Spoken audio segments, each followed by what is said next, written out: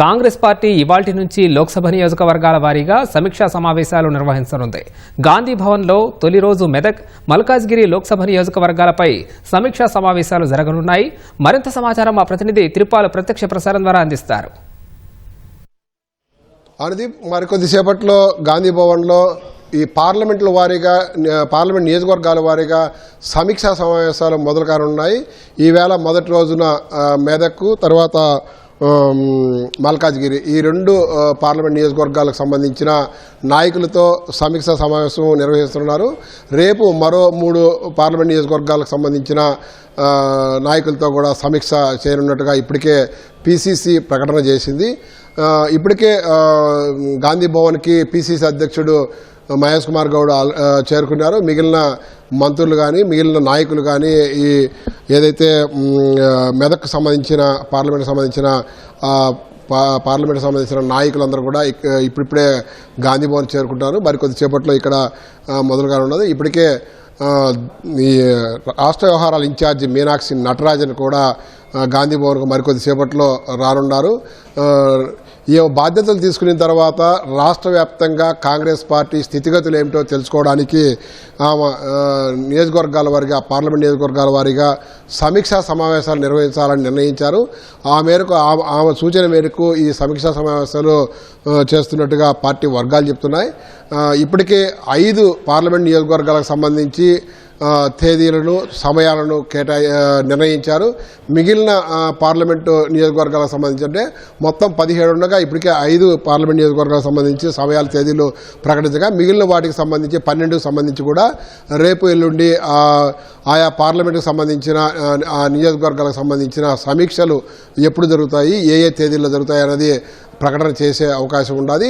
అయితే నియోజకవర్గాల వారీగా నాయకులతో మాట్లాడి నాయకుల నుంచి ఫీడ్బ్యాక్ తీసుకొని అక్కడ ఉన్న లోటుపాట్లను, అదేవిధంగా పార్టీ పరంగా ఎందుకు బలహీనంగా ఉంది, ఎందుకు ప్రభుత్వ సంక్షేమ అభివృద్ధి కార్యక్రమాలను ఎందుకు జనంలోకి తీసుకెళ్తున్నారు, అసలు ఆ క్షేత్రస్థాయిలో ఉన్న సమస్యలు ఏంటో అడిగి తెలుసుకోవడానికి ఈ సమీక్షా సమావేశాలు ఉపయోగపడతాయని చెప్పేసి పార్టీ భావిస్తుంది. మరొక వైపు త్వరలో జరగనున్న ఎమ్మెల్యే కోట, ఎమ్మెల్సీకి సంబంధించిన ఎన్నికలతో పాటు అదేవిధంగా పిసిసి కార్యవర్గానికి సంబంధించి పిసిసి కార్యవర్గంలో పదవులు సంబంధించి కూడా అది ఇప్పటికే కసరత్తు జరిగి పిసిసి వర్కింగ్ ప్రెసిడెంట్లు అట్లాగే ఉపాధ్యక్షులకు సంబంధించి ఏఐసిసికి ప్రతిపాదించారు.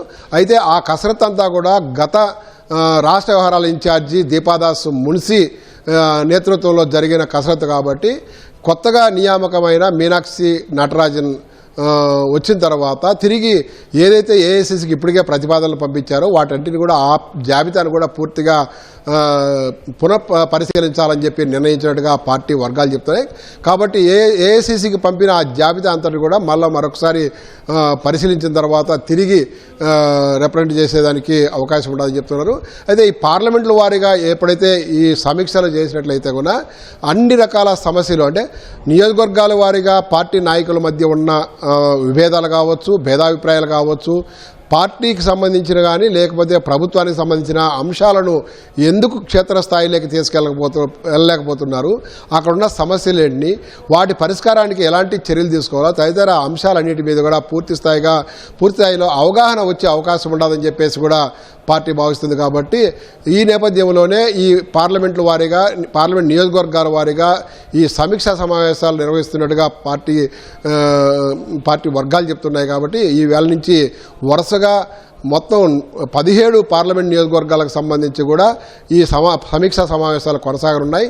ఈ పార్లమెంటు సమీక్షా సమావేశాలలో ఆయా పార్లమెంటుకు సంబంధించిన ఇన్ఛార్జ్ మంత్రులు అదేవిధంగా ఎంపీలు, ఎమ్మెల్యేలు, ఎమ్మెల్సీలు, స్థానిక సీనియర్ నాయకులు వీళ్ళంతా కూడా పాల్గొంటారు.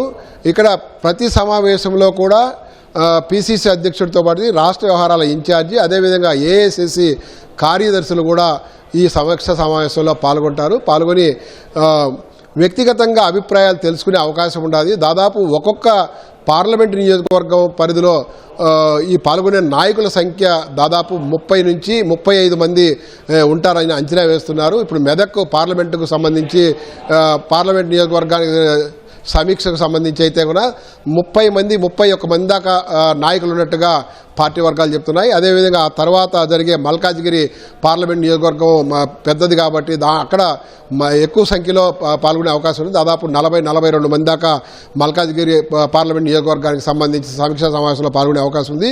రేపు ఉదయం జరగాల్సిన కరీంనగర్ పార్లమెంట్ నియోజకవర్గ సమీక్షా సమావేశము వాయిదా పడింది. ఆ సమయంలో అంటే రేపు ఉదయం 11 గంటలకు జరగాల్సిన కరీంనగర్ పార్లమెంట్ నియోజకవర్గం సమీక్షా సమావేశం బదులు అనుబంధ సంఘాలకు సంబంధించిన అనుబంధ సంఘాల విభాగాలకు సంబంధించిన ప్రతినిధులతో రేపు ప్రత్యేకంగా రేపు ఉదయం 11 గంటలకు ఈ మీనాక్షి నటరాజన్ సమావేశంగా ఉన్నారు. అదేవిధంగా పీసీ అధ్యక్షుడు ఆధ్వర్యంలో జరిగే ఈ సమీక్షా సమావేశంలో ఆయా విభాగాలు చేస్తున్న ఆయా విభాగాల పనితీరును పూర్తిగా కూడా సమీక్షించే అవకాశం ఉండాలి. ఆయా విభాగాలు ఏం చేస్తున్నాయి,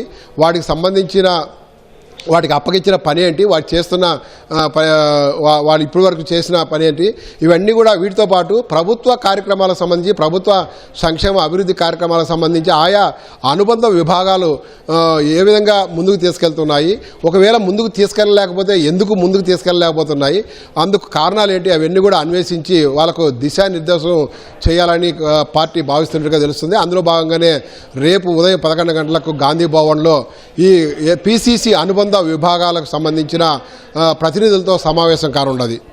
ఓవర్ టు స్టూడియో.